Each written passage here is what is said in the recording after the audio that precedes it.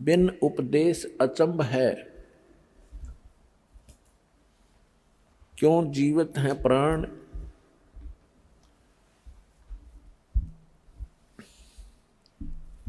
और भक्ति बिना काठोर है, ये नर नाही पाषाण।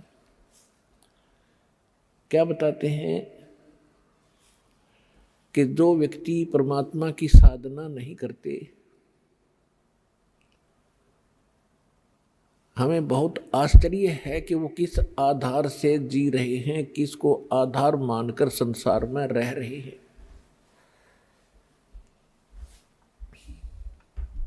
यदि हम अपने परिवार को अपना मानते हैं, ये अपना नहीं है। यदि हम संपत्ति को अपना मानते हैं तो संपत्ति अपनी नहीं है, क्योंकि मृत्यु होने के उपरांत ये हमारे साथ नहीं जाती है। उसके विषय में बताया कि काया तेरी है नहीं, ये माया कहाँ से हो। ये बोले प्राणी, जब तेरा बॉडी तेरा नहीं, ये शरीर तेरा नहीं, तो इस माया को तू अपना मानकर कैसे निश्चिंत हो गया। यही अज्ञानता का मूल कारण है। परमेश्वर कहते हैं, क्या मांगू कुछ थिर ना रहाई, और देखत नैन चला जग जाई। 1 लख पूत 1.25 लाख नाती, उस रावण का आज कोई दीवा न बाती। जब आपको इस लोक की, इस स्थान की कंप्लीट संपूर्ण जानकारी होगी कि यू है क्या, यहाँ क्यों हम पैदा हो रहे हैं, और पैदा हो गए तो मर क्यों रहे हैं, तो हमने एक सिंपल सा फार्मूला बना रखा है कि भाई जन्म है तो मृत्यु भी है। और हम संतुष्ट हुए क्योंकि हमारे पास इसका कोई विकल्प नहीं रहा, विकल्प नहीं था। और हमने इसको फाइनल प्रोसीजर मान लिया, इसको हार्ड एंड फास्ट रूल मान लिया कि ऐसा ही होता है, ऐसा ही होता ही रहेगा। अब परमात्मा ने सत्संग के द्वारा बताया है, 600 वर्ष पहले परमेश्वर स्वयं आए थे, काशी के अंदर एक जुलाहा की भूमिका करके दानक कहलाए, और यथार्थ ज्ञान सुनाकर, बताकर, लिखवाकर अपने निज स्थान सतलोक में को चले गए। वहीं से आए थे, सहस्रीर आए थे, सहस्रीर चले गए, और सतलोक के अंदर भी परमात्मा सहस्रीर है, मानव सदृश है। तो उन्होंने 600 वर्ष पहले आके सत्संग किया था, और उन हमारे धर्म गुरुओं ने, जो स्वयं अज्ञानी थे, सदग्रंथों से अपरिचित थे,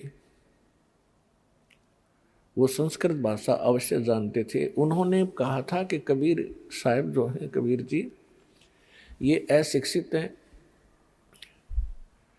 ये सदग्रंथों को समझ नहीं पा रहे हैं, इसलिए ये सदग्रंथों के विपरीत बता रहे हैं।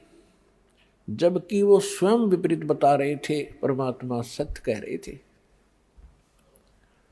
उसमें हमने उस अज्ञान को, जो हमारे धर्मगुरु कहा करते थे, सच्चा मान लिया, और हम परमात्मा से दूर हो गए। अब परमेश्वर ने उस समय कहा था कि जब कलयुग 5500 वर्ष बीत जाएगा, चौथा युग जब कलयुग आई, तब हम अपना अंश पठाई। और कलयुग बीतते 5500 पाचा, जब ये वचन मेरा होगा सच्चा। कौन सा वचन? काल फंद छूटे नरलोई, सकल सृष्टि परवानी खोई। कि जब कलयुग की बिचली पीढ़ी का समय आवेगा, 5500 वर्ष कलयुग बीत जाएगा, उस समय पूरा विश्व इस सत साधना को लेकर के, सतनाम को प्राप्त करके पूरा विश्व भक्ति करेगा। परमात्मा के बच्चे भगवान को पहचानेंगे और सतलोक चले जाएंगे। तो परमात्मा ने कहा था कि जो आज मैं कह रहा हूं, ये 5500 वर्ष जब बीत जाएंगे तब आपको विश्वास होगा कि सचमुच सच्चाई क्या है और ये धर्मगुरु क्या बता रहे थे, परमात्मा क्या बताया करते थे। जो परमेश्वर 600 वर्ष पहले बताया करते थे, आज हमारे सदग्रंथों ने भी वही कहा और वही सेकंड किया, उसका समर्थन किया। तो पुण्यात्माओं, परमात्मा कहते हैं कि इस सत्संग में आने से ज्ञान हुआ कि यहाँ आप किस आशा को लेकर जी रहे हो, अपने परिवार को, संपत्ति को। परमात्मा कहते हैं ये तो आपको यहाँ फंसाए रखने के लिए एक काल का षड्यंत्र है, एक जाल है, जबरदस्त जुगाड़ है।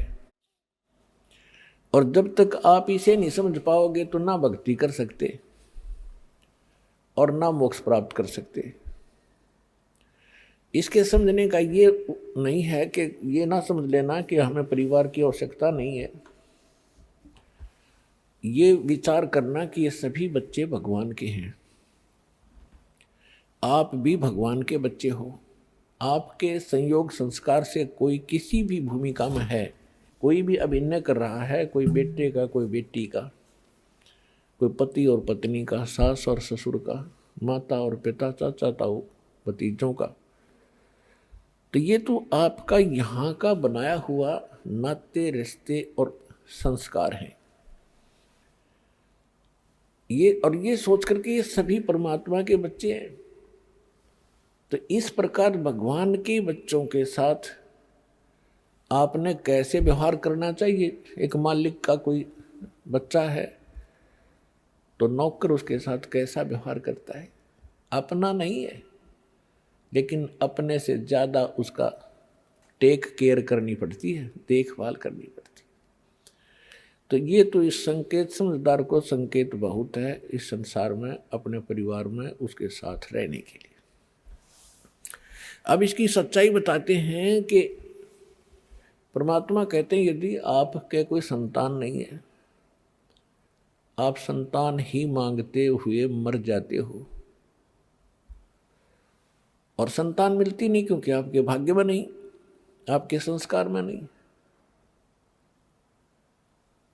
आप ये सोचते रहते हो कि जिनके संतान है, पुत्र हैं, पुत्री हैं, ये बहुत सुखी हैं,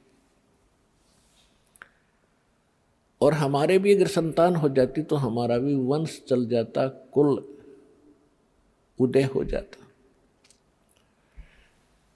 पुण्यात्माओं, ये हैं हमारे उन धर्मगुरुओं की हुई प्रेरणा, उनके दिए विचार, जो सूक्ष्म वेद के यानी अध्यात्म ज्ञान के विपरीत हैं। अध्यात्म ज्ञान ये कहता है, तत्व ज्ञान में परमेश्वर बताते हैं कि जो राखो तो ही रहूं और मेरा के चारा, जैसे राखो मालिक वैसे ही रहूं। हमारा कोई इस पर जोर नहीं है, हमारा के चारा, और खाने जाद खरीद हूं गुलाम तुम्हारा, मैं तो आपका हो गया।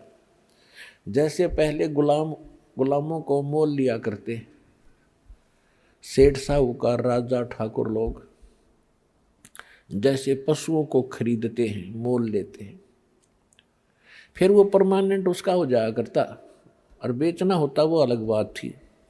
तो यहाँ परमात्मा कहते हैं कि मैं ऐसा भाव बनाओ आप अपना भगवान के प्रति